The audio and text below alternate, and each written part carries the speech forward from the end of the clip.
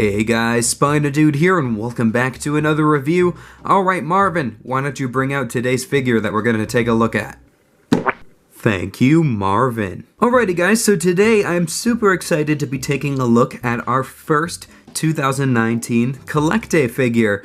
I really need to get more CollectA figures, and I said, why not? The new 2019 stuff is available right now on minizoo.com, and that's right, this is my first order that I've gotten from Minizoo. I got two figures. I got this guy, the CollectA Edaphosaurus, and the CollectA Borrelipelta, which is coming up for review very soon. And I want to send a shout out to Minizoo and say thank you for your great service and very efficient shipping. And today, as you already know, we're going to be looking at the brand new 2019 1/20th scale CollectA Edaphosaurus, one of my most hyped figures from CollectA for this year. But as always, before we jump into the review guys, here are a few quick little facts about Edaphosaurus itself. This animal's full name is Edaphosaurus pagonias. Edaphosaurus itself means ground lizard, which can also be translated to pavement lizard. It was a pelycosaur from the Permian period of what is now Germany and North America. Now the feature that stands out the most on Edaphosaurus, of course, is its massive sail on its back. It is thought that these extended vertebrae along the spine of the animal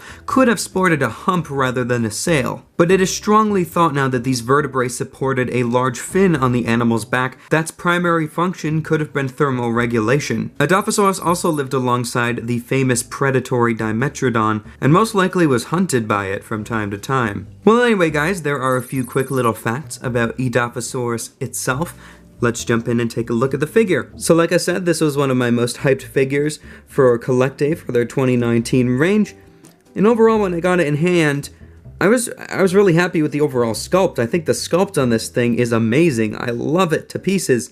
But I have to say I was a little bit disappointed with the paint. And we'll talk about that first. Now, first of all, the choice of colors I absolutely adore on this figure. The coloration is fantastic. I love the bluish, greenish, gray colors that have been used throughout the body, and then the markings. I like the brown banding going down the tail, and then the splotches going along the sail and along the body and down the limbs and everything. I think that's great. Very reptilian. I think it fits this animal extremely well. And then the pink color going along the sail is fantastic. It brings so much attention to the sail, and I really like how there's just one spot that's left the same color as the body up here.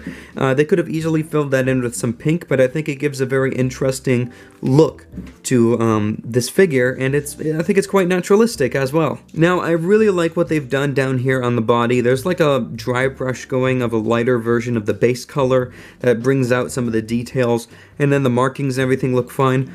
But what disappoints me is how they applied the pink color on the sail. And we're going to zoom in here and take a look at that quickly. Because if you look along the sail, it looks like it's been scratched up almost, like they applied the paint, and then they just took their fingernails and like scraped it off before they sealed the paint job. It's really disappointing and detracting when you have this figure and you're examining it like in hand close up, because it looks like the paint job was just damaged in some areas. And maybe they were going for that look, like there was some wear on the skin and the colors on the sail on the actual animal, but I just don't think it works out. And maybe mine is just beat up in particular in comparison to the others that are out there.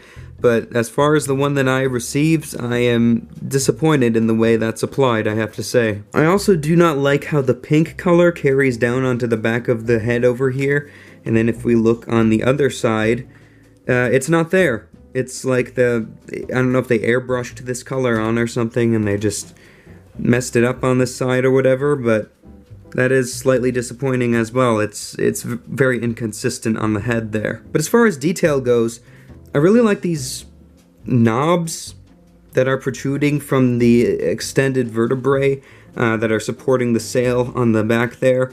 I know I've seen fossils of Edaphosaurus in person, and the actual fossils have these attached to the sail, so I think that's cool that they have those present on this figure, of course. I think my favorite part of the detailing, though, have to be the wrinkles and folds in the skin. They're very convincing and remind me of a lot of animals that are alive today, like monitor lizards, for example, like the Komodo dragon. The wrinkles around the point in the shoulder here, where the arm attaches to the shoulder, right on the neck, where the skin is bunching up looks great.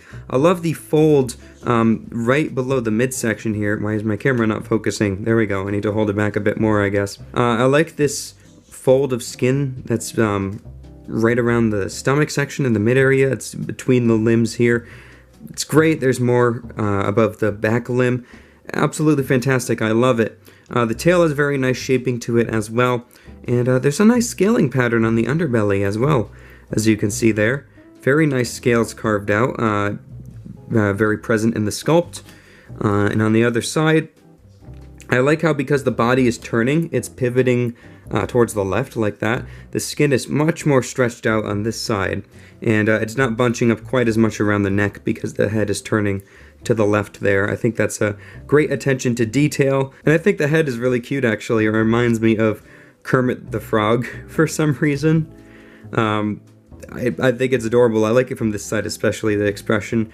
The eye is painted in black, and I think it has a lot of character to it, and I think they've captured Edaphosaurus very good. Also, the proportion of the head is very good in comparison to the actual fossil specimens of Edaphosaurus, because as we know, Edaphosaurus had a very small head in comparison to the rest of its body. Also, one of the biggest concerns with this figure was that if the feet were going to warp, because in the promo image, I think it was this foot here was slightly turned upwards, and I was expecting this Edaphosaurus to be in like the softer Schleich material, like the almost rubbery plastic they have.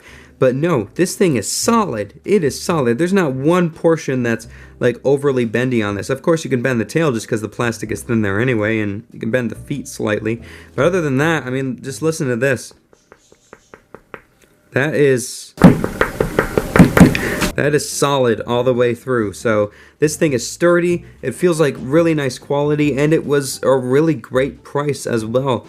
So for what you're paying for this figure, I think it's worth it overall. Also, this figure is larger than I expected it to be. Now, I don't know why I was expecting it to be so small. I knew it was in 1/20th scale to go along with their Dimetrodon that was released for 2018 last year. But for some reason, I thought this figure was going to be part of their standard range in my mind. But I'm happy that it's larger, so Edaphosaurus can get a little more attention. But let's actually measure this figure now that we're talking about the size. So Marvin, why don't you bring out the flexi ruler?